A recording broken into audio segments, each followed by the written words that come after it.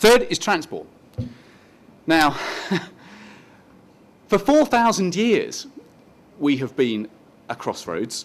It's part of the secret of our success. We are a place where people and ideas come together and mix. It's why we have done well over the years. But moving around in this region is just too hard today.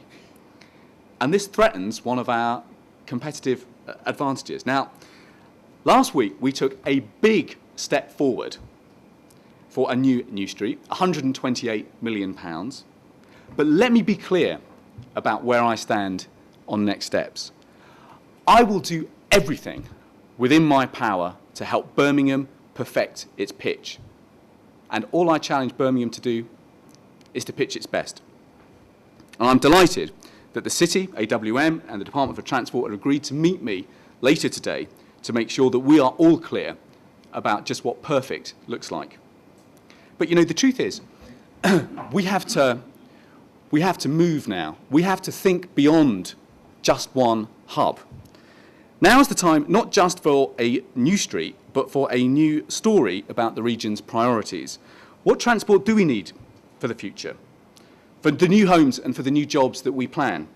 For the new links to new markets that are opening up around the world? The government has pledged new regional funds, new laws, new authorities for transport, but I don't think we should wait for government to ask us what we want from that agenda. I think we need to say what we want first. So I'm asking the Regional Assembly, Advantage West Midlands, and the Government Office to develop a game plan that is going to involve you, a game plan that by Christmas lets us be completely clear about what the evidence shows we should pitch for. A regional transport priority list that each of us would be happy to have in our back pockets. That is what Ruth Kelly and Rosie Winterton tell me we don't yet have from this region, but which we need.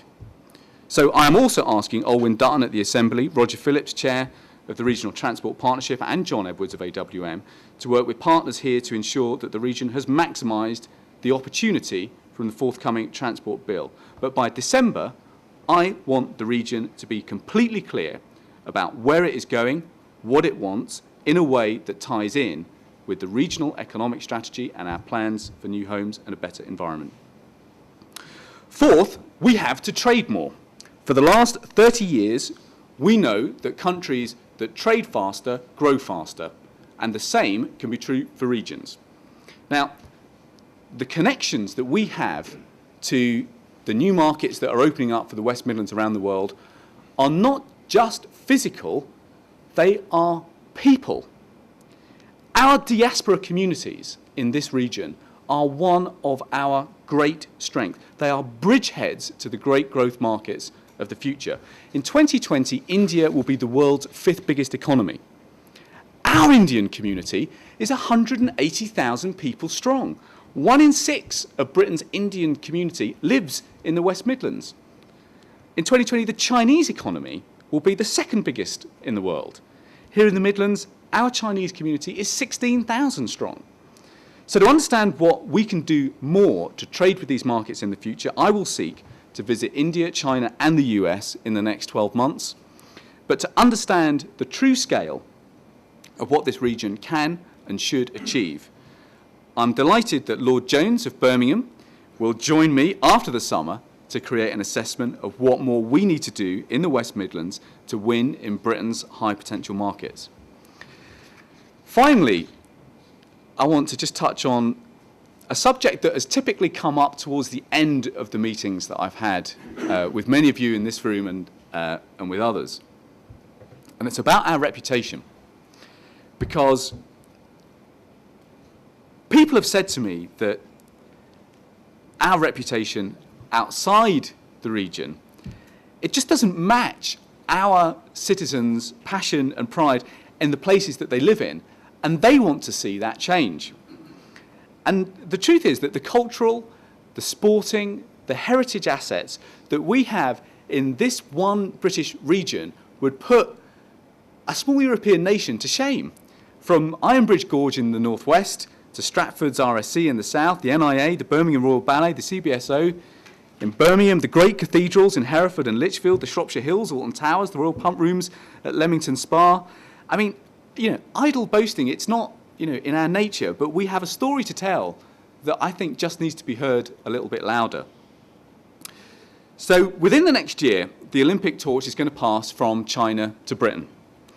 And I want those who care about this region's reputation to tell me how, in the next 4 years, we will change the way that others think of us so that our Olympic legacy is not just more visitors, more business, more jobs, more facilities for local teams, but a different image of our region in people's minds. And so I'm delighted that the Secretary of State for Culture, Media and Sport has agreed to host a summit for those who want to help us get this started after the summer. I just want to finish, Philippa, with a family story, because all of us here this morning will have family myths and family stories about how we all came to be here and be in this room together. And I'm no different. Some of us will have families that have been here for centuries, and some of us will be more newly arrived. And my roots date back to my great-grandfather, who was an ambitious engineer, and he lost his livelihood in the Russian Revolution, and he decided to cross the North Sea from Scandinavia just before the Battle of Jutland to start a furnace business down the road in Kings Norton next to Pilkington's. And he came because he heard that here in the West Midlands is where you could get things done. And he was right. I believe that this region is the cradle of British genius. That genius that turned ideas into action, that action that turned Britain into the world power that it is today. It is a striking story. It's the story of scientists like Priestley, the father of chemistry, and Charles Darwin, the story of Wedgwood, the pioneer of the first industrial revolution, the story of Telford, whose 250th anniversary we celebrate in 6 days' time, the story of Bolton and Watt, who famously said, "We sell what everyone in the world wants, which is power." The story of Frank Whittle, who did more for globalization than almost any British citizen until Tim Berners-Lee, the father of the World Wide Web. But when I look at the changes ahead for this country, I always think that we should be more ambitious, not less. I think the same is true for the West Midlands. For 3 centuries, we've helped shape the modern world. In this century, we can be world beaters.